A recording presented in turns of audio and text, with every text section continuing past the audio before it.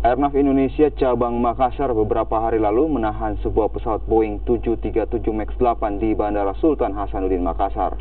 Penahanan ini lantaran keputusan Kementerian Perhubungan melarang untuk sementara Boeing 737 MAX 8 masuk ke Indonesia. Pesawat Boeing 737 MAX 8 dari Trivandrum, India menuju Jakarta terpaksa ditahan di Bandara Sultan Hasanuddin Makassar oleh Airnav Indonesia cabang Makassar. Sementara penumpang dalam pesawat tersebut akhirnya melanjutkan penerbangan menuju Jakarta dengan menggunakan pesawat lainnya.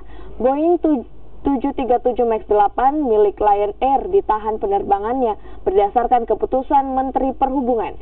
Kini Airnav masih melakukan penyelidikan identifikasi awal penggunaan Boeing 737 MAX 8 melalui mekanisme rencana penerbangan. Untuk masalah pesawat Boeing 737 seri MAX 8, saat ini kami selaku Direktur Navigasi, kita memang kemarin ada flight plan ya, tetapi karena ada kebijakan dari pemerintah untuk segera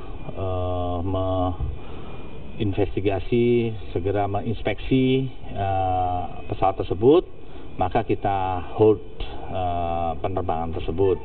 Untuk yang seri PK ya, untuk yang seri PK kita hold dulu sampai dengan menunggu keputusan dari Kementerian Perhubungan.